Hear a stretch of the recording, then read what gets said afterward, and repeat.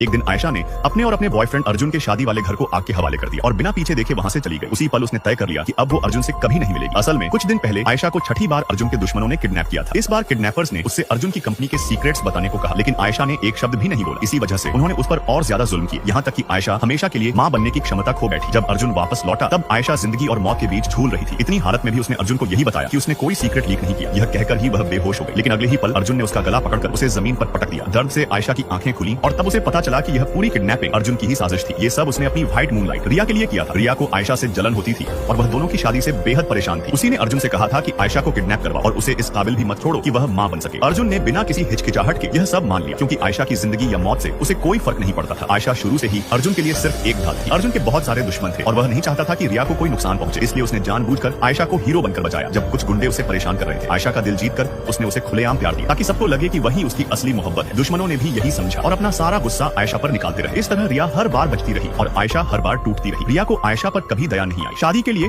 आयशा ने जो सुंदर नेल्स बनवाए थे, उन्हें देखकर रिया को इतनी जलन हुई कि उसने किडनैपर से आयशा के सारे नाखून उखड़वा दिए और अर्जुन वह चुपचाप रिया को गले लगाकर वहां से चला गया। कुछ समय बाद जब आयशा होश में आई तो उसने देखा अर्जुन उसके पास बैठा चिंता दिखा रहा है। आयशा ने धीरे से पूछा कि उसके नाखूनों का क्या हुआ, क्योंकि बेहोश होने से पहले तो सब ठीक था। अर्जुन ने बिना पलक झपकाए सारा दोष किडनैपर्स पर डाल दिया और नकली पछतावे के साथ कहा कि वह हालात को समझ नहीं पाया। उस पल आयशा का दिल पूरी तरह मर चुका था। उसने दूध वाली चाय पीने का बहाना बनाया और अर्जुन को बाहर भेज दिया। अकेले में उसने कसम खाई कि वह इस राक्षस जैसे इंसान से दूर जाएगी और उसे अपने दर्द का 100 गुना एहसास करवाएगी। आयशा सीधा अर्जुन के बिजनेस राइवल कबीर के पास पहुंची और उसके साथ मिलकर बदला लेने का फैसला किया। कबीर को यकीन नहीं हुआ, क्योंकि सब जानते थे कि आयशा अर्जुन के लिए जान दे सकती है। तब आयशा ने अपनी जैकेट उतारी और अपने शरीर पर मौजूद जख्म दिखाए। हर निशान एक कहानी था, हर जख्म एक साजिश। कबीर को तब जाकर सच समझ आया और दोनों ने मिलकर प्लान बनाया कि 7 दिन बाद अर्जुन की जिंदगी तबाह कर दी जाएगी। घर लौटने पर आयशा ने देखा कि अर्जुन पहले से घर पर मौजूद था और उसके बाहर जाने से नाराज लग रहा था। आयशा ने चुपचाप कबीर का कार्ड अपनी जेब में डाला और मासूम बनकर अर्जुन के पास चली गई। उसने अर्जुन को पहले से तैयार किया हुआ गिफ्ट दिया, जिससे उसका गुस्सा थोड़ा शांत हो गया। अर्जुन डरता था कि कहीं आयशा उसे छोड़ न दे। उसे लगा वह सब रिया के लिए कर रहा है, लेकिन सच यह था कि वह कब आयशा से प्यार करने लगा उसे खुद पता नहीं चला और यही प्यार आयशा का सबसे बड़ा हथियार था। हालांकि जब भी आयशा को अर्जुन और रिया की सच्चाई याद आती, उसे उल्टी जैसा महसूस होता। इसी दौरान गलती से अर्जुन के हाथ कबीर का कार्ड लग गया। आयशा की हालत देखकर अर्जुन टूट गया और बोला कि वे बच्चे